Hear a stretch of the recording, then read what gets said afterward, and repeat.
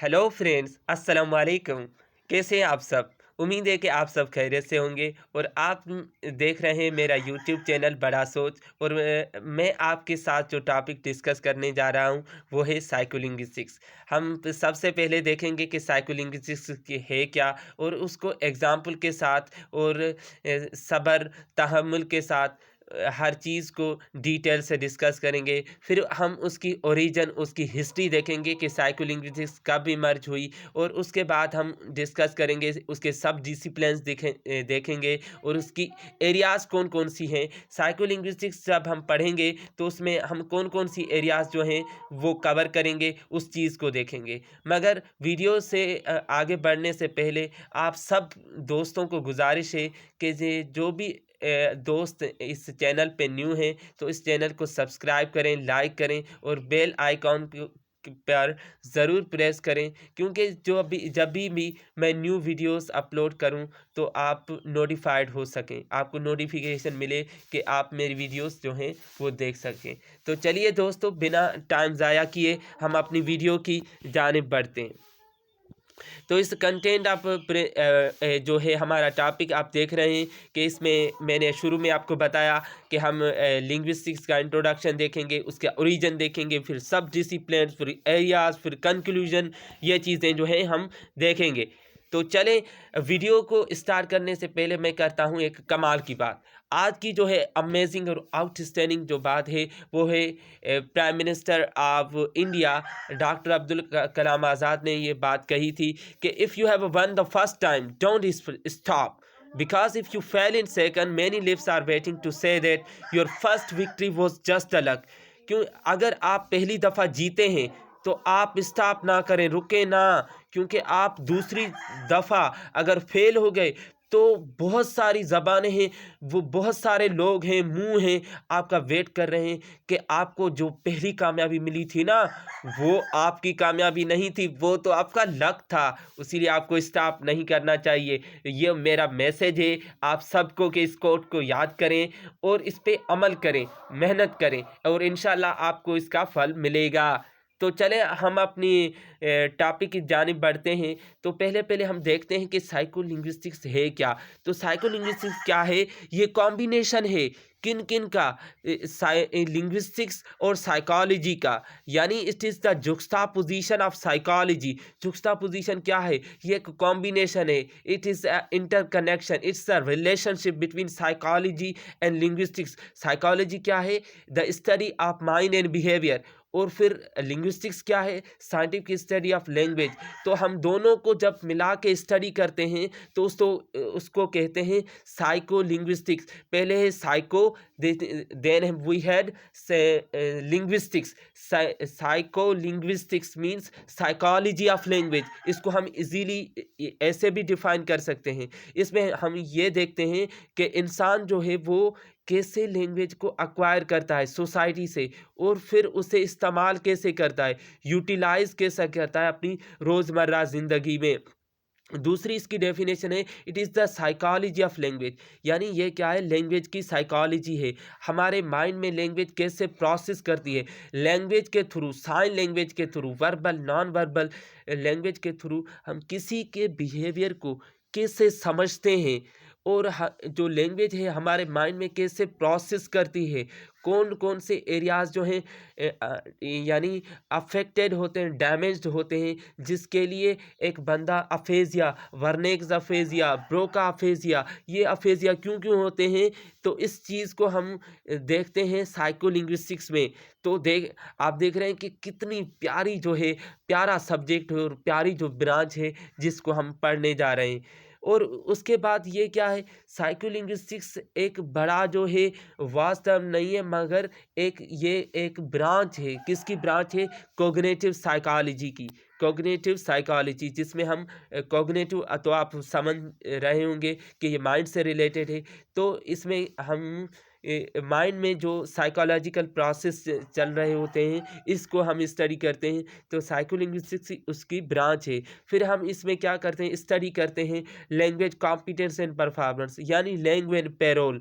जो हमारे Noam Chomsky ने कॉन्सेप्ट दिया था यानी कॉन्सेप्ट दिया था कॉम्पिटेंस एंड परफॉर्मेंस, यानी रूल्स रेगुलेशन जो है वो हमारे माइंड में एग्जिस्ट करते हैं। तो इस चीज़ को भी साइकोलिंग्विस्टिक्स जो है वो स्टडी करता है। और उसके बाद जो है साइकोलिंग्विस्टिक्स वाले जो होते हैं वो इंटरेस्टेड होते हैं कि जो सोशल जो रूल्स हैं हमारे लैंग्वेज के यूज़ में कैसे इन्वॉल्व हैं, कौन कौन से, यानी लैंग्वेज यूज़ में हमारे सोशल रोल्स का क्या किरदार है, इस चीज़ को भी हम देखते हैं। और फिर साइकोलिंग्विस्टिक्स की जो डेफिनेशन हम इसको ये ऐसे भी डिफाइन करते हैं कि इसमें हम देखते हैं कि इंसान जो है किसी भी लैंग्वेज को कैसे समझता है, फिर कैसे प्रोड्यूस करता है, फिर कैसे जो है एक्वायर करता है। तो मुझे उम्मीद है कि आपको ये समझ में आया होगा। अब हम बढ़ते हैं नेक्स्ट स्लाइड की तरफ। इसमें हम देखते हैं कि ओरिजिन ऑफ साइकोलिंग्विस्टिक्स। दोस्तों, जो साइकोलिंग्विस्टिक्स है वो कोई नई जो है ब्रांच, यानी ये न्यू कोई ओल्ड ब्रांच नहीं है, मगर ये न्यू ब्रांच है। इसके जो फाउंडर हैं वो जैकब रेबर्ट कैंटोर 1936 में उन्होंने एक किताब लिखा था, जिसका बुक का नाम था the objective of psychology grammar. Objective of psychology grammar एक किताब लिखा था 1936 में। तो इसका जो है वो ये फाउंडर बना साइकोलिंग्विस्टिक्स में। और फिर जैकब रॉबर्ट कैंटोर के शागिर्द थे निकोलस हेनरी, उन्होंने एक आर्टिकल लिखा था लैंग्वेज एंड साइकोलिंग्विस्टिक्स। इस पे जब उन्होंने आर्टिकल लिखा तो इन्होंने बहुत कंट्रीब्यूट किया इस फील्ड में। और फिर जो है ये इमर्ज हुई फ्रीक्वेंटली, इस टर्म को साइकोलिंग्विस्टिक्स को जो है वो इस्तेमाल किया गया। पहले साइकोलिंग्विस्टिक्स और न्यूरोलिंग्विस्टिक्स को एक ही समझा जाता था, मगर 1946 यानी 1946 में इसको बाकायदगी से इसका आगाज़ हुआ 1946 में। और फिर नोम चॉम्स्की ने एक आइडिया दिया था इनेटनेस यानी लेड का, जो हमारे लेड यानी लैंग्वेज एक्यूजेशन डिवाइस जो है हमारे दिमाग में मौजूद होती है।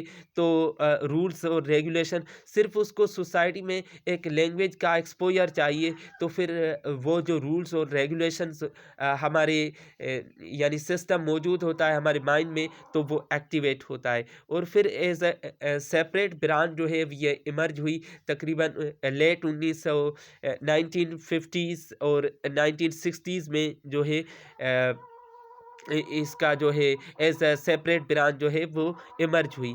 और फिर ये किसका नतीजा था? साइकोलिंग्विस्टिक्स रेवोल्यूशन ऑफ चॉम्स्कियन रेवोल्यूशन, यानी चॉम्स्की ने जो रेवोल्यूशन दिया था, जो हमें कॉन्सेप्ट दिया था सिग्निफायर एंड सिग्निफिएंट, ये जो हमें कॉन्सेप्ट दिया था, इसके बदौलत जो है इस ब्रांच जो है इमर्ज हुई। मुझे उम्मीद है कि आपको ओरिजिन ऑफ साइकोलिंग्विस्टिक्स जो है वो समझ में आया होगा। तो अब हम डिस्कस करते हैं कि साइकोलिंग्विस्टिक्स के विधिन कौन कौन सी जो है वो सब डिसिप्लिन्स हैं। तो पहला डिसिप्लिन वो क्या है, ब्रांच क्या है? वो है थ्योरेटिकल साइकोलिंग्विस्टिक्स। थ्योरेटिकल साइकोलिंग्विस्टिक्स में हम क्या देखते हैं? बिहेवियरिज्म, स्ट्रक्चरलिज्म, ये जो थ्योरीज हैं हम उसको माइंड के रिलेटेड जितनी भी थ्योरीज हैं उन चीज़ को हम डिस्कस करते हैं थ्योरेटिकल साइकोलिंग्विस्टिक्स में। और फिर डेवलपमेंटल साइकोलिंग्विस्टिक्स में हम क्या देखते हैं कि जब L1 जो स्टार्ट होता है, बच्चे लैंग्वेज सीखते हैं, तो कौन कौन सा जो प्रोसेस है वो इन्वॉल्व होता है। और फिर L2 जब हम सीखते हैं तो कौन कौन से मराहल से एक बच्चा गुजरता है, एक बंदा गुजरता है, जब second language target language acquire करता है, तो इस चीज़ को हम देखते हैं। और फिर तीसरा हमारे पास है वो है सोशल साइकोलिंग्विस्टिक्स, यानी जब हमारी लैंग्वेज जो हमारे जो थॉट डेवलप होते हैं, इनसाइट डेवलप होती हैं, तो उसमें सोशल एस्पेक्ट जो है सोसाइटी क्या किरदार अदा करती है किसी भी माइंड किसी भी बंदे के माइंड की डेवलपमेंट में सोसाइटी का क्या रोल होता है, सोसाइटी का कौन कौन से फैक्टर्स होते हैं, एस्पेक्ट होते हैं जो किसी के माइंड पे अफेक्ट करते हैं, वो हम सोशल साइकोलिंग्विस्टिक्स में डिस्कस करते हैं। और फिर हम एजुकेशनल साइकोलिंग्विस्टिक्स में हम क्या करते हैं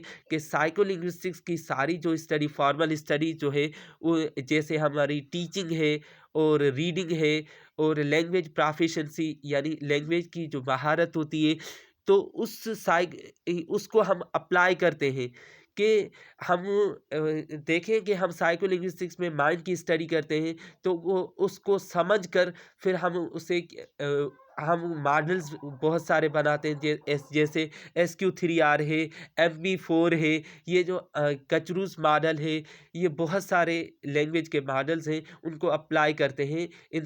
जो चिल्ड स्टूडेंट्स होते हैं उनकी माइंड को समझ के उस मॉडल्स को हम यूज़ करते हैं, तो वो क्या कहलाता है, एजुकेशनल साइकोलिंग्विस्टिक्स। यानी साइकोलिंग्विस्टिक्स की स्टडी को जब एजुकेशन में लाया जाए तो उसे एजुकेशनल साइकोलिंग्विस्टिक्स कहते हैं। और फिर है हमारे पास न्यूरोलिंग्विस्टिक्स में हम क्या करते हैं कि इसमें हम स्टडी करते हैं, किसकी, ब्रेन की स्टडी करते हैं कि कौन कौन सा जो पार्ट्स है वो रिस्पॉन्सिबल है लैंग्वेज के किस पार्ट में। जैसे हमें ब्रोका एरिया, वर्नेक एरिया, और फिर हम देखते हैं उसके बारे में मोटर कॉर्टेक्स, आर्क्यूएट फेसिकुलस, ये जो पार्ट्स हैं ब्रेन के, फ्रंटल लोब, टेम्पोरल लोब, इन चीज़ों को डिस्कस करते हैं कौन कौन सा पार्ट है। अगर ब्रोका एरिया अफेक्टेड होता है तो फिर क्या होता है, इस चीज़ को हम देखते हैं न्यूरोलिंग्विस्टिक्स में। ठीक है, तो इस न्यूरोलिंग्विस्टिक्स में मैं जो नेक्स्ट वीडियो बनाऊंगा वो बहुत हम डिटेल से इसे डिस्कस करेंगे, उसीलिए कोई घबराने की बात ही नहीं है। तो 6 नंबर पे जो हमारे पास डिसिप्लिन है वो है एक्सपेरिमेंटल साइकोलिंग्विस्टिक्स। दोस्तों देखें, एक्सपेरिमेंटल यानी एक्सपेरिमेंट से रिलेटेड है, टूल से रिलेटेड है। तो हम क्या करते हैं कि बहुत सारे जो साइकोलिंग्विस्ट होते हैं, जो साइकोलिंग्विस्टिक्स की स्टडी करते हैं, वो बहुत सारे मॉडल्स बनाते हैं। अगर आपकी टीचिंग फेल हो रही है तो ये मॉडल इस्तेमाल करें, ये इस्तेमाल करें, तो वो मॉडल को हम इस स्टडी में, एक्सपेरिमेंटल साइकोलिंग्विस्टिक्स में हम टेस्ट करते हैं कि ये जो मॉडल किस हद तक कामयाब है, किस हद कौन कौन सा मॉडल फेल जा रहा है, कौन सा मॉडल जो है रहने दिया जाए और ये जो है बहुत फ्रूटफुल है। बात समझ में आ रही है। और 7th नंबर पे जो हमारे पास आता है वो है अप्लाइड साइकोलिंग्विस्टिक्स। अप्लाइड साइकोलिंग्विस्टिक्स में हम क्या करते हैं कि हम इस चीज़ को देखते हैं कि जो भी हम ब्रांचेस पढ़ के आए, थ्योरेटिकल साइकोलिंग्विस्टिक्स, डेवलपमेंटल साइकोलिंग्विस्टिक्स, इन सारों का एस्पेक्ट हम अप्लाइड साइकोलिंग्विस्टिक्स, जब इनको सबको प्रैक्टिकली अप्लाई किया जाए तो उसे हम कहते हैं अप्लाइड साइकोलिंग्विस्टिक्स में।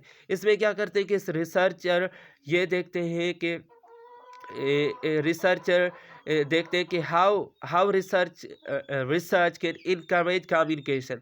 यानी जो हम रिसर्च करते हैं कि रिसर्च का क्या रोल है, कि किस हद तक हमें इनकरेज करती है लैंग्वेज प्रोसेसेस में among people, group and culture. इस चीज़ को हम जो है वो डिस्कस करते हैं।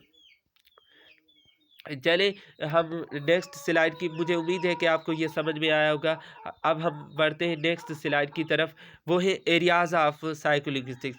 ये जो हमारी लास्ट स्लाइड है जिसमें हम देखते हैं कि एरियाज़ ऑफ साइकोलिंग्विस्टिक्स जो है वो क्या है। इस एरियाज़ में हम साइकोलिंग्विस्टिक्स 3 जो है बड़ी बड़ी एरियाज़ को कवर करता है। तो पहला क्या है, लैंग्वेज प्रोसेसिंग। जब हम साइकोलिंग्विस्टिक्स की डिस्कस करते हैं, उसकी स्टडी करते हैं, तो पहला हमारे पास आता है लैंग्वेज प्रोसेसिंग। जब प्रोसेसिंग की बात आए तो यानी हम बात कर रहे हैं स्पीच प्रोडक्शन की, कॉम्प्रीहेंशन की और एक्यूजेशन की। लैंग्वेज प्रोड्यूस कैसे हो रही है, हम उसको कॉम्प्रीहेंड कैसे करते हैं और फिर उसे एक्वायर कैसे करते हैं। और फिर दूसरी जो है हमारे पास एरिया है वो है लैंग्वेज एक्यूजेशन। जब एक्यूजेशन की बात करते हैं तो हम इस कोई स्ट्रेटजीज़ को देखते हैं, उसकी फेजेस को देखते हैं, और फिर एनवायरनमेंट का क्या, यानी सोशल साइकोलिंग्विस्टिक्स इस चीज़ को भी हम देखते हैं किसमें, एरिया ऑफ साइकोलिंग्विस्टिक्स में हम इसको देखते हैं। और फिर हमारे पास तीसरा जो है एरिया है वो है न्यूरोलिंग्विस्टिक्स। न्यूरोलिंग्विस्टिक्स में हम यानी देखते हैं पार्ट्स ऑफ ब्रेन, और फिर left hemisphere and right hemisphere, और फिर उसमें हमारे पास Broca area, Wernicke area, motor cortex, arcuate fasciculus, frontal lobe, temporal lobe, इस चीज़ को हम देखते हैं। तो एरियाज ऑफ साइकोलिंग्विस्टिक्स में हम क्या देखते हैं कि इसके हम जो मेजर जो पार्ट्स होते हैं ब्रेन के, इस चीज़ को हम जो है वो डिस्कस करते हैं। एरियाज ऑफ साइकोलिंग्विस्टिक्स तीन है। पहला है लैंग्वेज प्रोसेसिंग, और उसके बाद जो है हमारे पास लैंग्वेज एक्यूजेशन, और तीसरा हमारे पास है न्यूरो लिंग्विस्टिक्स। ये जो है पार्ट्स, तीन पार्ट्स जो है वो डिटेल से हमने डिस्कस किए। ये साइकोलिंग्विस्टिक्स जो है वो इसको कवर करता है। मुझे उम्मीद है कि आपको सारी बातें जो हैं वो समझ में आई होंगी। तो पहले पहले हमने क्या डिस्कस किया था कि साइकोलिंग्विस्टिक्स है क्या, और उनके हमने उसको पार्ट्स को डिस्कस किया था। ठीक है, अब ये जो हमारा टॉपिक जो है वो कंक्लूड हुआ। अगर आपको कोई भी क्यूरी हो तो आप कमेंट सेक्शन में हमसे पूछ सकते हैं, और नेक्स्ट जो वीडियो है आप मुझसे किस टॉपिक पे सुनना चाहेंगे, और मैं आपको वो पढ़ाऊँ समझाऊँ, तो आप ज़रूर अपने कमेंट में अपनी राय का ज़रूर इजहार करें। तो यहाँ पे हम अपने टॉपिक को कंक्लूड करते हैं। Thank you very much and see you in the next video. Thank you.